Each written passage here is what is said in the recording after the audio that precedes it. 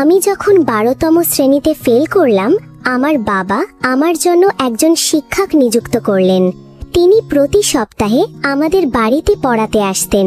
সেই সময় থেকেই আমার মায়ের আচরণে কিছু পরিবর্তন লক্ষ্য করছিলাম, যা আমাকে ভাবিয়ে তুলেছিল। শিক্ষক প্রায়ই নানা অজুহাতে ঘরের বাইরে যেতেন। একদিন আমি তাদের দিকে বিশেষভাবে নজর রাখতে শুরু করি। স্যার আমার মায়ের ঘরে ছিলেন এবং তারা মিলে বেশ হাসাহাসি করছিলেন। যা দেখলাম তাতে আমি অবাক হয়ে গেলাম। একদিন যখন মা কাজের জন্য বাইরে গিয়েছিলেন, আমি বাড়িতে একা ছিলাম। টিউশনের প্রস্তুতি নিচ্ছিলাম এবং একটি ছোট ফ্রক পরেছিলাম, যাতে আমাকে বেশ সুন্দর লাগছিল। আমি টিচারকে মনে মনে ভালোবাসতাম। যখন স্যার পড়াতে এলেন, তিনি আমাকে বারবার দেখছিলেন। কিছুক্ষণ পরে মৃদু হেসে বললেন, তুমি তো অনেক সুন্দর, তোমার মায়ের মতোই দেখতে ভালো লাগে।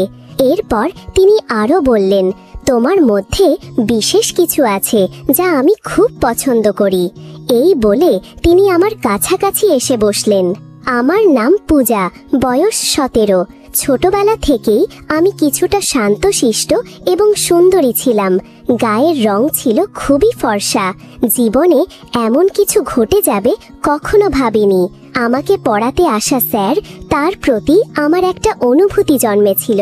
কিন্তু আমার মা এবং স্যারের মধ্যে যে সম্পর্ক ছিল তা আমি কখনো ভাবতে পারিনি। বন্ধুরা, আজকের গল্পটা আমার জীবনের বিশেষ কিছু মুহূর্ত নিয়ে। কলেজে যাওয়ার পরিকল্পনা ছিল আমার, কিন্তু দ্বাদশ শ্রেণীর গণিতের জন্য ফলাফল খারাপ হয়েছিল। অঙ্কে আমার দুর্বলতা ছিল এবং সেই কারণে ভালো করতে পারিনি। বাবা আমাকে সাহায্য করতেন না। তিনি বলতেন, নিজেই পরিশ্রম করো, তাহলেই কিছু অর্জন করতে পারবে। বাস্তবে আমি শুধু এক বিষয়ে খারাপ ফল করেছিলাম এবং আমাকে সেই বিষয়টিতে পুনরায় বসতে হবে। কিন্তু বাবা আমাকে পুরো বার্ষিক পরীক্ষায় আবার বসতে বললেন। বিশেষ করে গণিত আমার জন্য ছিল বড় চ্যালেঞ্জ। বাবা এবার একটু কঠোর সিদ্ধান্ত নিলেন। আগে তিনি আমাকে কোচিংয়ে পাঠাতেন, এবার বললেন, তুমি কোচিংয়ে মনোযোগ দিচ্ছ না, তাই এবার তোমার জন্য বাড়িতে একজন বিশেষ শিক্ষক লাগবে, যিনি শুধু গণিত পড়াবেন। বাবার এই সিদ্ধান্ত খুব একটা ভালো লাগেনি, তবে কিছু বলার ছিল না। মা বাবার সামনে কিছু বলতেও ভয় পেতেন। এরপর নতুন শিক্ষকের সাহায্যে আবার মন দিয়ে পড়াশোনা শুরু করলাম। বিশেষ করে গণিতে মনোযোগ বাড়ানোর চেষ্টা করলাম। কয়েকদিনের মধ্যেই পড়াশোনা এবং টিউশন শুরু হলো। প্রথম দিন স্কুল থেকে দুপুর 12টার দিকে বাড়ি ফিরলাম, আর মা বললেন, 1টার মধ্যে সব গুছিয়ে নাও, কারণ 2টায় তোমার টিউশন স্যার আসবেন। সেদিন প্রথমবার স্যারের সাথে দেখা হলো। তিনি প্রায় 30 বছরের কম বয়সী একজন যুবক। মা তাকে জল দিলেন এবং তিনি লজ্জিত মনে করছিলেন, হয়তো আমি তার প্রথম ছাত্রী ছিলাম। প্রথম দিন স্যার খুব বেশি চাপ দেননি, তাই একটু স্বস্তি পেলাম। তবে স্যারকে দেখে মনে হয়েছিল তিনি বেশ পেশাদার এবং কিছুটা লাজুক প্রকৃতির। কিছুদিন ভালোভাবেই চলল। শিক্ষকের পাঠদান ভালো ছিল, কিন্তু গণিত এখনো আমার জন্য কঠিন ছিল। মাঝে মাঝে টিউশনের সময় ঘুমিয়ে পড়তাম। শিক্ষক যখন পানি নিতে ঘর থেকে বের হতেন, তখন ঘুম পেয়ে যেত। ঘুমিয়ে পড়লেও শিক্ষক এ বিষয়ে কিছু বলতেন না, এমনকি মার আছেও অভিযোগ করতেন না। বুঝতে পারছিলাম যে তিনি ভালো মানুষ। তবে আমার ঘুমের পরে কিছু চলছিল যা আমার জানা ছিল না।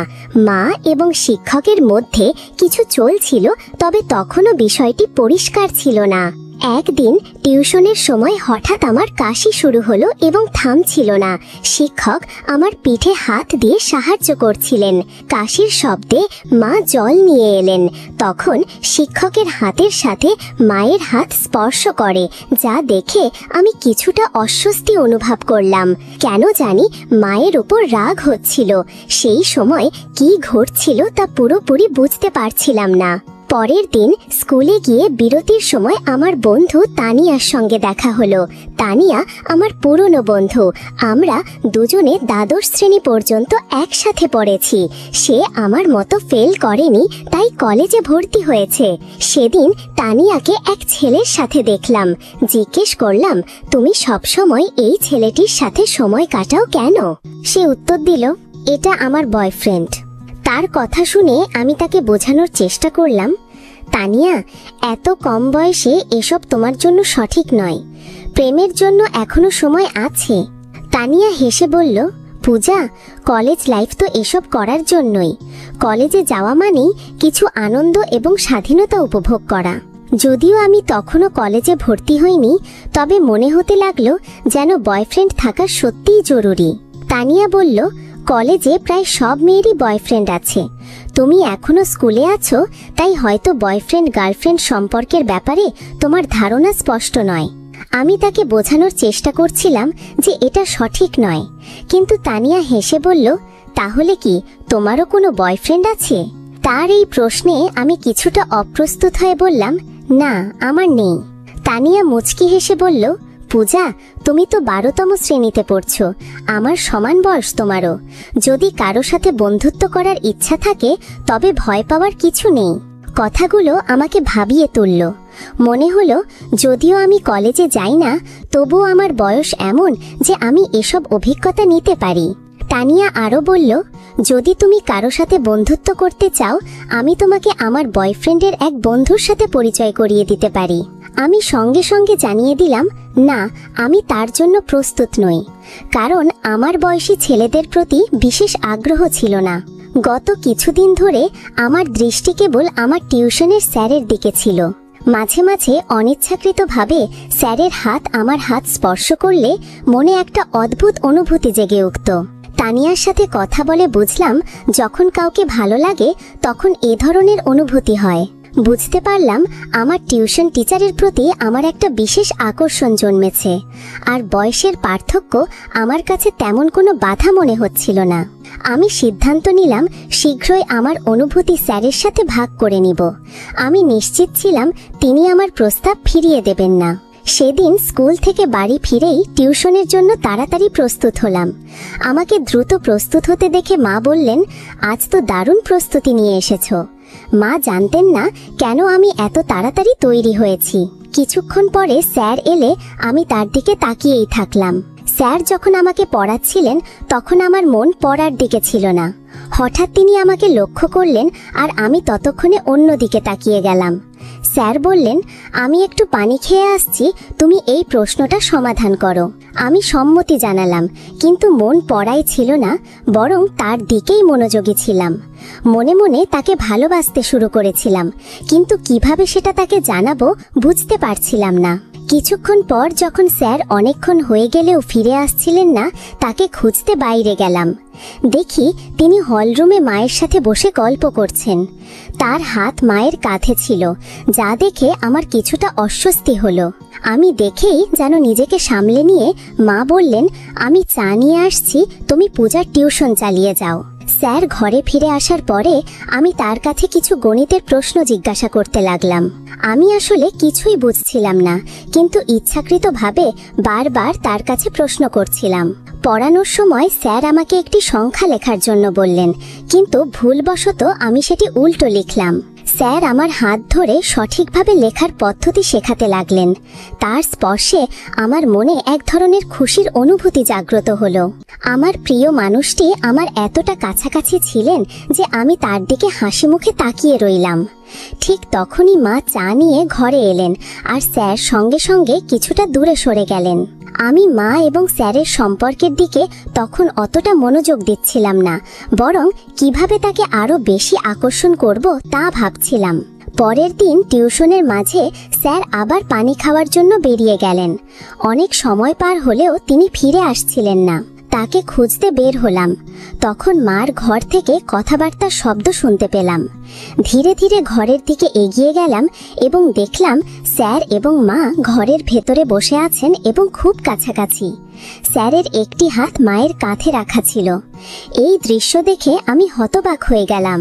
আমার পছন্দের মানুষটি আমার মায়ের সঙ্গে এতটা ঘনিষ্ঠ অবস্থায় ছিলেন। আমি নিজেকে সামলে কিচেন থেকে একটি কাঁচের গ্লাস নিয়ে মায়ের ঘরের দরজার কাছে গিয়ে ফেলে দিলাম। গ্লাসের শব্দে তারা দ্রুত বাইরে চলে এলেন। মা বললেন, গ্লাস হাত থেকে পিছলে গেছে। স্যার বললেন, তুমি এখানে কি করছিলে? আমি সোজাসুজি তাদের দিকে তাকালাম। স্যার বললেন, তোমার মায়ের মোবাইলে সমস্যা দেখা দিয়েছিল, তাই আমি সাহায্য করতে এখানে এসেছিলাম। তার কথার ধরন থেকেই বুঝলাম তাদের মধ্যে বিশেষ কিছু সম্পর্ক আছে, যা তারা আমার কাছ থেকে লুকাতে চাইছেন। আমি মার মেয়ে, তাই এটা বুঝতে পারছিলাম। আমি জানতাম আমার তুলনায় আমি তরুণ, তাই স্যার অবশ্যই আমার প্রতি আকৃষ্ট হবেন। সেদিন কিছু করতে পারিনি, কারণ টিউশনের সময় শেষ হয়ে গিয়েছিল, কিন্তু আগামী দিনে আমি অবশ্যই কিছু করার চেষ্টা করব। একদিন টিউশনের জন্য প্রস্তুতি নিচ্ছিলাম। আমি একটি ছোট ফ্লোরাল পোশাক পরেছিলাম। পোশাকটি আমাকে বেশ সুন্দর লাগছিল, আর আমি হালকা মেকআপ করেছিলাম। যখন টিচার টিউশনে এলেন, তিনি বারবার আমার দিকে তাকাচ্ছিলেন। পড়াশোনা শুরু হলে কথার মাঝে তার হাত আমার পায়ের কাছে লাগলো। কিছুক্ষণ ধরে টিচার তার হাত সরালেন না। এতে বুঝতে পারছিলাম তিনি আমার প্রতি আকৃষ্ট হচ্ছেন। সেদিন সময় কেটে গেল, তবে প্রতিদিনের মতো টিচার কোনো অজুহাতে পানি খেতে বা বাইরে যাননি, বরং তিনি আমার হাত ধরে পড়াতে লাগলেন এবং মাঝে মাঝে আমার দিকে তাকাচ্ছিলেন। এটি আমার কাছে বেশ ভালো লাগছিল। হঠাৎ মা এসে গেলেন। মা টিচারকে আমার হাত ধরে পড়াতে দেখে চোখ বড় করে তাকালেন। এরপর তিনি টিচারকে চায়ের কথা বলে বাইরে নিয়ে গেলেন। আমি মায়ের পেছনে পেছনে গেলাম। টিচার সরাসরি মায়ের ঘরে না গিয়ে হলের এক কোণে বসে থাকলেন। মা আমাকে কিচেনে নিয়ে গিয়ে বললেন, তুই আর ছোট নেই, এভাবে অচেনা মানুষের সামনে ছোট পোশাকে ঘুরে বেড়ানো কি ঠিক? মা বললেন, এটি আমার প্রথম এবং শেষ সতর্কবার্তা। মায়ের গম্ভীর মুখ দেখে মনে হলো তিনি সত্যিই চিন্তিত। আমি চেষ্টা করছিলাম তাকে বোঝানোর জন্য যে আমি সতী সাবিত্রী থাকার চেষ্টা করছি, কিন্তু তার নিজস্ব জীবন নিয়ে চিন্তিত তিনি। মা যখন কিছু বলতে যাচ্ছিলেন, তখনই বাবা বাইরে থেকে ডাক দিলেন। সেদিন বাবা আগে বাড়ি ফিরেছিলেন। বাবার ডাক শোনার পর মা এক গ্লাস পানি নিয়ে বাইরে চলে গেলেন। সেদিনের ঘটনার কথা আর কেউ জানল না। ঘুমানোর আগে আমি মায়ের কাছে ক্ষমা চাইলাম এবং বললাম, মা, ভবিষ্যতে স্যারের সামনে এমন কিছু করব না। পরের দিন টিউশনের সময় আসার আগে মা বাজারে যাওয়ার জন্য বেরিয়ে গেলেন। আমি রাতে মায়ের কাছে ক্ষমা চেয়ে তার বিশ্বাস অর্জন করতে চেয়েছিলাম। সাধারণত রবিবারে বাজার হয়, আর মা তখনই বাজারে যেতেন। মা যখন বাজারে চলে গেলেন, তখন আমি এবং স্যার বাড়িতে একা ছিলাম। অচিরেই টিচার আমার হাত ধরে আমাকে গণিত পড়াতে শুরু করলেন। তিনি বললেন, আমি জানি তুমি ইচ্ছা করে গণিতে ভুল করছিলে, যাতে আমি তোমার হাত ধরতে পারি। তার কথা শুনে আমি হেসে দিলাম। এরপর তিনি বললেন, পূজা, তুমি খুব সুন্দর। তুমি কি ভাবছো যে আমি তোমার দিকে নজর দিইনি? তিনি আরও বললেন, তুমি তোমার বয়সের তুলনায় অনেক বেশি সুন্দর। এটি সেই সময় যখন প্রেমের কথা বলার জন্য প্রস্তুত হওয়া উচিত। তবে কেন নিজেকে আটকে রাখছো? স্যারের কথাগুলো শুনে আমার হাসি থামাতে পারলাম না, কারণ যা চাইছিলাম সেটাই তার মুখ থেকে বেরিয়ে এলো। স্যার বললেন, আমি তোমার প্রতি ভালোবাসা অনুভব করি। তিনি আমাকে আলতো করে হাত ধরলেন। আমি জিজ্ঞাসা করলাম, স্যার, সত্যিই আপনি আমার প্রতি প্রেম অনুভব করেন? আমিও আপনাকে ভালোবাসি, কিন্তু একটা প্রশ্ন আছে। আপনি কেন প্রতিদিন কোনো না কোনো অজুহাতে মায়ের ঘরে যান? আপনাদের মধ্যে কি কোনো সম্পর্ক আছে? আমার প্রশ্ন শুনে স্যার হাসলেন এবং বললেন, পূজা, তুমি কি মনে করো আমি তোমার মায়ের প্রতি আকৃষ্ট? একদম না। আমি তো প্রথম থেকেই তোমার দিকে নজর রেখেছি। দেখতে চেয়েছিলাম তুমি আমাকে ভালোবাসো ভালোবাসো কিনা, তবে তোমার মায়ের কারণে আমাদের সম্পর্কটি গোপন রাখতে চেয়েছিলাম, যাতে তিনি সন্দেহ না করেন। তিনি আরও বললেন, আমি ভয় পেয়েছিলাম যদি আমার অনুভূতি প্রকাশ করি তবে তুমি যেন অপ্রস্তুত হয়ে না যাও, তাই কিছু বলিনি। পরে ধীরে ধীরে স্যার আমার কাছে আসতে শুরু করেন এবং আমাদের মধ্যে প্রেমের সম্পর্ক গড়ে উঠতে থাকে। হঠাৎ আমার ঘরের দরজা খুলে যায় এবং সেখানে মা দাঁড়িয়েছিলেন। তাকে দেখে আমি একটু অবাক হলাম, তবে জানতাম আমি কোনো ভুল করছি না। আমি শুধু একজন বন্ধুর সাথে সময় কাটাচ্ছিলাম। মা আমার কাছে এসে স্যারকে দূরে সরিয়ে দিলেন এবং বললেন, ভালো হয়েছে, আমি যদি মোবাইলের দিকে নজর না দিতাম তবে তোমাদের আসল সম্পর্ক আমার চোখে ধরা পড়তো না। মোবাইল রেখে আসতে ভুল করেছিলাম বলে আমাকে আবার বাড়িতে ফিরে আসতে হলো। মা বললেন, প্রিয়া, এত কম বয়সে আমি জানি না তুমি কি করছো। আমি গতকালই তোমাকে সতর্ক করেছিলাম, কিন্তু আজকে তুমি আবার সেই অবস্থায় পৌঁছে গেছো। স্যার মাকে বোঝানোর চেষ্টা করে বললেন, তোমার মেয়ে বেশ কিছুদিন ধরে অদ্ভুত আচরণ করছে। আজ সে নিজেই আমার কাছে এসব নিয়ে আলোচনা করতে এসেছিল। মাকে বলতে দেখে আমি বাধা দিলাম এবং বললাম, মা, এই লোকটির কথায় বিশ্বাস করো না। আমি ইচ্ছা করেই তোমার শপিং ব্যাগ থেকে তোমার মোবাইল বের করেছিলাম, যাতে তুমি হঠাৎ ফিরে এসে আসল বিষয়টি জানতে পারো। আমি ইচ্ছাকৃতভাবে এসব করেছি যাতে তুমি বুঝতে পারো এই ব্যক্তির আসল চেহারা কি। আমি বললাম, এই টিউশন শিক্ষক আমাদের বাড়ির 2 নারীর সঙ্গে এক ধরনের অসৎ ব্যবহার করছে। তুমি হয়তো তার প্রেমে পড়তে পারো, কিন্তু আমি পারি না। আমি কয়েকবার তোমাদের দুজনকে একসঙ্গে দেখেছি, তাই এসব ঘটনাকে সাজিয়েছি যাতে তোমার কাছে এই লোকটির মুখোশ খুলে দিতে পারি। যখন স্যার পড়াতে আসেন, আমি মায়ের মোবাইলে ভিডিও রেকর্ডিং শুরু করি এবং সেটি ঘরের এক কোণে রেখে দিই। যে কোনো কিছু তিনি মায়ের সম্পর্কে বলতেন, সব কিছুই সেই মোবাইলে রেকর্ড হয়ে যেত। যখন মা ভিডিওটি দেখলেন, তিনি বুঝতে পারলেন যে স্যার তাদের সঙ্গে প্রতারণা করছেন। মা সেই নালায়ককে পুলিশে দেওয়ার হুমকি দিলে তিনি পালিয়ে গেলেন। এরপর মা বললেন, পূজা, আমি অনেক ভুল করেছি জানি, কিন্তু আমি কি করব? তোমার বাবা আমাকে সময় দেন না। যেদিন তোমার টিউশন শিক্ষক বাড়িতে এলেন, সেদিন থেকেই তার সঙ্গে কথা বলা শুরু করি। তখন মনে হয়েছিল সে আমার মনের কথা বুঝতে শুরু করেছে। তার মিষ্টি কথায় আমি এতটাই আবদ্ধ হয়ে পড়েছিলাম যে তার স্বার্থপর প্রেমকে সত্যি মনে করতে শুরু করি। আমি এতটাই তার প্রেমে মগ্ন ছিলাম যে তোমার কথাও ভুলে গিয়েছিলাম। মা আরও বললেন, আমি সেই নালায়কের সঙ্গে বিয়ে করার কথাও ভাবছিলাম, কিন্তু বুঝতে পারিনি যে তার তোমার প্রতিও ভিন্ন দৃষ্টি ছিল। সে আমার সঙ্গে প্রেমের অভিনয় করে, আবার তোমার সঙ্গেও সময় কাটানোর চেষ্টা করছিল। মা স্বীকার করলেন যে তিনি এই ঘটনার গভীরতা বুঝতে পারেননি। এরপর তিনি অনুতপ্ত হয়ে বললেন, তোমার বাবার কাছে সবকিছু থাকলেও আমাদের সম্পর্ক শুধু অর্থের ভিত্তিতে টিকে থাকেনি।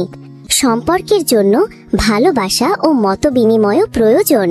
আমি তখন মাকে সান্ত্বনা দিয়ে বললাম, মা, আসল ভালোবাসা শুধু মিষ্টি কথায় সীমাবদ্ধ থাকে না, এতে পারস্পরিক সম্মান ও আন্তরিকতার ভিত্তি থাকা প্রয়োজন। মা তখন আমার সঙ্গে প্রতিজ্ঞা করলেন যে তিনি আর কোনো অসৎ ব্যক্তির সঙ্গে নিজের অনুভূতি ভাগ করবেন না। আমিও ঠিক করলাম যে অপ্রয়োজনীয় বিষয়গুলোতে নিজেকে জড়াবো না। মনোযোগ দিয়ে পড়াশোনা করব এবং বাবার স্বপ্ন পূরণ করব।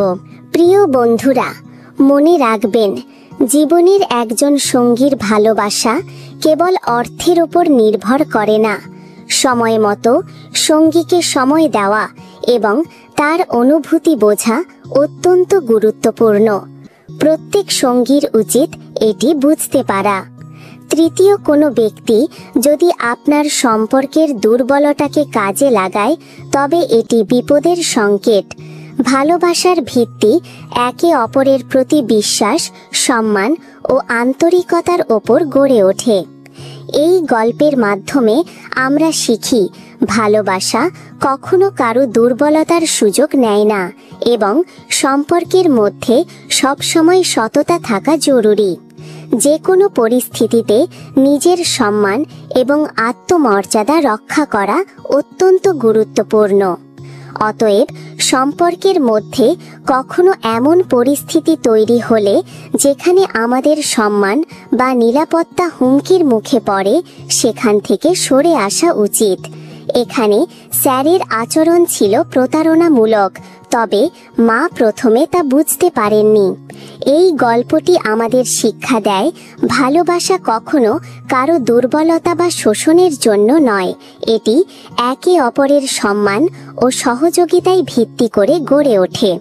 গল্পের শেষে মা এবং পূজা সিদ্ধান্ত নিয়েছিল যে তারা আর কাউকে নিজেদের জীবনে এমনভাবে সময় দেবেন না যা তাদের নিরাপত্তা ও মানসিক শান্তি নষ্ট করতে পারে।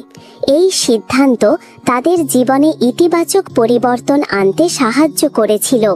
নেতিবাচক অভিজ্ঞতা থেকেই মানুষ প্রয়োজনীয় শিক্ষা নিয়ে নিজের জীবনকে সুন্দর করে তুলতে পারে। বন্ধুরা, এই গল্পটি যদি আপনাদের ভালো লেগে থাকে তবে দয়া করে ভিডিওটি লাইক করুন এবং আমাদের চ্যানেলটি সাবস্ক্রাইব করুন। পাশে থাকা বেল আইকনটি প্রেস করুন যাতে আমরা নতুন ভিডিও আপলোড করলে তার নোটিফিকেশন সবার আগে আপনার কাছে পৌঁছে যায়। ধন্যবাদ। দেখা হবে আমাদের পরবর্তী ভিডিওতে।